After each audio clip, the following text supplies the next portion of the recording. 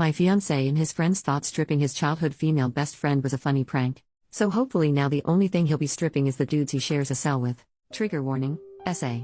I don't know what to do. My 28 female fiance Alex, 28 male, has a best friend named Danny, 28 female, and they've been best friends since they were 4. She's not like the usual Reddit BFF. She's a lovely sweet person who has never crossed boundaries with Alex or their 2 other friends Marcus and Daniel. The 4 are very close. Danny is gay and always was. She is very much a woman but likes to dress in jeans and t-shirts and not in any feminine clothing. She is lean, tall, has short hair, and is just one of the boys in a lot of ways. This weekend was Alex's bachelor party. All 4 plus 2 other of Alex's friends went along. It was to a coastal town that's well known for hosting bachelor and bachelorette parties, but there's no strip club or anything. They stayed in an Airbnb and have scuba diving and kayaking planned. First night went okay, dinner, then nightclub, then home. Last night was the issue. They did the nightclub and headed back to the house. Marcus and Daniel, who are both single, brought back 2 girls from the nightclub and got busy in their bedrooms. The rest were drinking in the living room, but things got a bit loud and the 2 friends started complaining that they didn't get to go to a strip club and never got to see TTS and ass. They were blaming their wives and calling them names. Danny told them to shush as it was ruining the mood, and they both thought it would be funny if they saw Danny's body exposed to make up for it. The thing is, Alex joined in and they stripped her. She was screaming loudly and Marcus and Daniel came running and rescued Danny and put her in the bedroom with the girls and had a fight with the 3 men. Daniel doesn't drink due to a chronic medical condition and the medication he is on. So they packed up and took Danny and the 2 girls and left the other 3. Danny was hysterical and Marcus wanted her to go to the police, but she wouldn't. She was afraid to go home, so they ended up dropping the girls off and taking Danny to her parents' house, which was an hour away. Marcus was at my door at 7 a.m. this morning and he told me what happened, that if he ever sees Alex again, he's afraid of how things could go. He told me that if he can convince Danny to press charges he will. Then he left. Alex returned about 3 this afternoon. He was a ting normally until I told him Marcus visited me. He was very nervous and tried to play down what happened as a joke that got out of hand. I'm devastated. I heard him out, but he knew I wasn't accepting what he was saying. I told him Danny may be going to the police and he got very panicked and pale. He said she had him blocked and he wanted to go talk to her. I told him she wasn't at her place as she was too afraid that he or his buddies would turn up there. I asked him to leave and he didn't want to go, but I insisted. He was crying, saying it was a prank that got out of hand. I heard him out only as a courtesy to our 2-year relationship, but I'm done. I don't know this man. I don't know if I should reach out to Danny or just do nothing. Marcus and I have been in constant contact and he agrees that I have no option but to end things. I don't know where to start with canceling everything as the wedding was in 5 weeks, but it seems trivial compared to what Danny is going through right now. Marcus is convinced that Danny is going to the police after talking to her parents, so I think Alex is in trouble. I can't support him on this. Maybe I'm wrong, as he was drunk and probably had taken other things, but this was his friend from age 4 and he did this to her. I've not blocked Alex, but I've not replied or picked up any of his calls. Update the next day. It's been a terrible day. I can't reach out to my friends yet as I'm ashamed. I did tell my parents and my brother and they have been wonderful. My brother brought his friend with him when he came to stay, and today both of them packed up every bit of my ex's stuff and took it to his parents' house. My ex was there and just asked if that meant I was finished with him, and my brother said yes, and did he really expect any other reaction? His father intervened and told my ex not to say anything more. He told my brother to tell me to contact him on canceling the wedding. I'm not contacting his father ever. My parents are handling canceling the wedding, and my father got into my cousin, who is a lawyer, and he is going to help and advise me as needed. I have to disentangle myself from ex on Lisa's bank account savings and such, although my brother made me transfer all of my money from joint account savings and daily accounts to my own account. It's a mess. I tried to ring Danny, but she isn't up for speaking to anyone, so I just text her that I was there for her and that I had broken up with Alex. She hasn't replied and I don't expect she will. She's in a bad way apparently. Daniel spent 3 hours with me today. There's a lot going on, but I'm afraid to say too much for fear of damaging any court case. Just to say, there are 2 videos of the incident. One by Jeb, one of the 2 friends. A lot of it is chaotic, but the last part is clear and telling apparently. The owners of the rental house apparently have gotten involved and have footage, but I can't say more. When Marcus left me, he went to both those guys' wives and told them what happened. Jeb's wife has been very helpful apparently, and she has split from him. The other guy's wife too has left him. Things are going how most of you want them to go, that's all I will say. Well, I will add, it was worse than what Marcus shared. Daniel told me that before Danny found her style, she had long hair, dressed feminine, and was stunningly beautiful, and all 3 of them were in love with her as teens. Alex took her rejection very personally apparently, and Daniel says he was angry and bitter for a couple of years but hid it from her. The thought he had gotten over it, but Daniel feels this smacks of revenge against her. Scary if this is true. I have and continue to receive hundreds of texts from Alex. He told me his father told him to stop texting me, but he can't. I haven't replied or blocked based on advice. This is very hard and I don't know what way all this is going to end up. Sorry about any mistakes and typos, I'm not doing well. If there's more I will post again if I'm able. Second update 3 days later, I got a call from Danny. Daniel has been ever present, and I'm guessing it was because he knew she was going to call. There's a lot more to the story. The first night was normal as I said, but in the Saturday, Alex, Jeb, and their friend decided not to go scuba diving with Danny, Daniel, and Marcus. Danny was feeling very hungover and gave up after an hour and went back to the Airbnb. She walked into the living room to find all three guys engaging in intimate acts with two women. Jeb shouted at her to get out as this was costing them a fortune.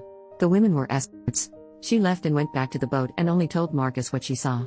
When they all went back later, Alex told her to not tell me as it was just his last bit of freedom. She told him she was disgusted with him and that he wasn't free.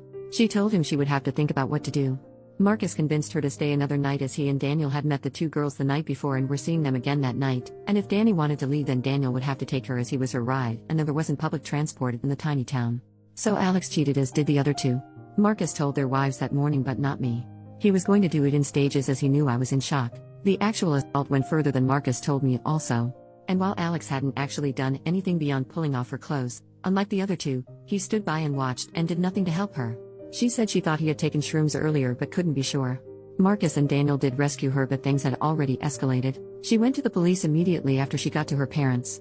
The Airbnb owners had also gone independently when they saw the footage. All three men are facing the consequences of their actions. Danny told me she was sorry she didn't leave and tell me immediately like she wanted to do. She is very distraught still. I didn't want to make things worse for her. I don't think I am needed for any legal proceedings, so I finally blocked Alex and his parents. The wedding is cancelled. And I'm just starting to disentangle myself from Alex on bank accounts and such. Here's my issue. I'm feeling very angry towards Marcus. It feels like he didn't really care about me. He stopped Danny from telling me so he could continue to shack up with the girl he met. He apparently feels guilty because if they had left, Danny would not have been attacked. He didn't do me the courtesy of telling me that Alex cheated that morning like he did with the other two wives. It's not like he was sparing my feelings because my ex saying another woman was a pretty damn bad thing to hear. He didn't tell me the full extent of the attack. Danny is still unsure if Alex wasn't just waiting his turn or if all he was going to do was watch. I should have been told that ASAP. And not from Danny because the conversation was incredibly difficult for her.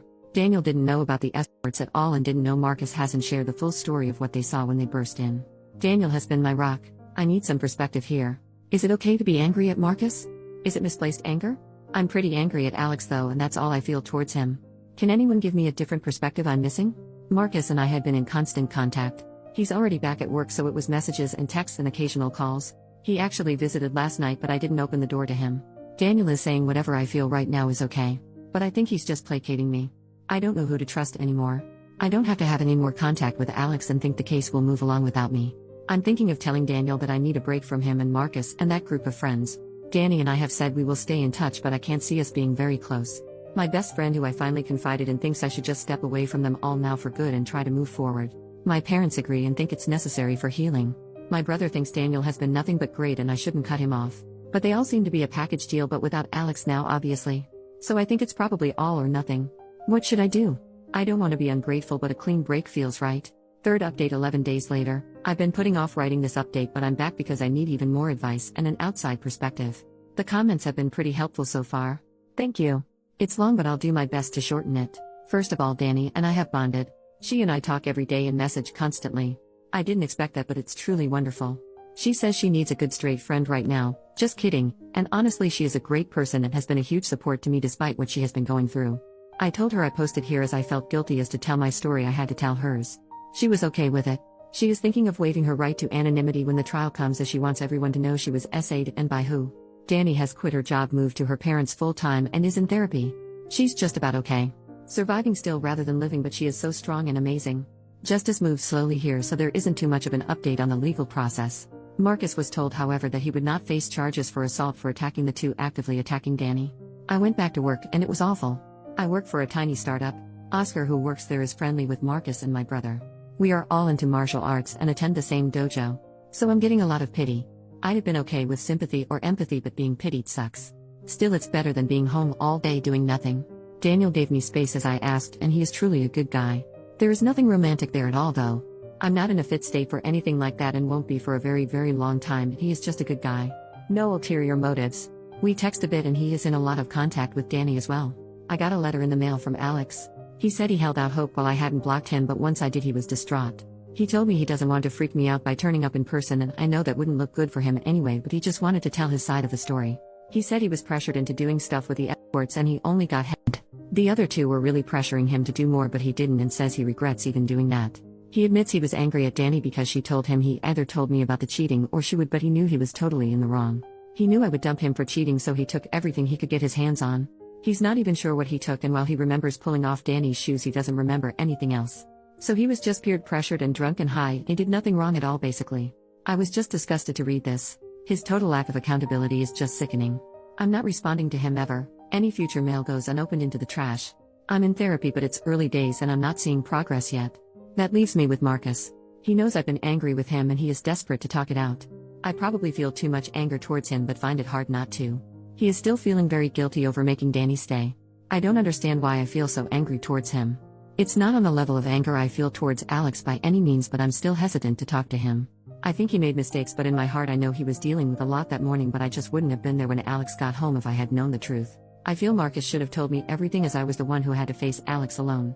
I know I should hear him out, but I'm finding it very hard. How can I get past this? I want to clear the air with him even if we are never friends, and me cutting him out is really having a terrible effect on him. I know he rescued Danny and has been constantly checking up on her. I know he can be a good guy, but part of me feels he wasn't all good that weekend. I don't know. I haven't touched this in therapy as we are just starting and are talking about Alex. I need advice on how to deal with this. I wanted to give it some time, but Marcus' mental health is pretty poor, and maybe by not meeting him I am just making him worse. How can I find it in me to just bite the bullet and hear him out? Why am I so angry with him? How can I move past this? I don't want to be angry at him. I'm so exhausted from being angry at him and at Alex, and I want it to stop, at least towards Marcus. But it won't. Help. I'm visiting Danny for the weekend that should have been my wedding.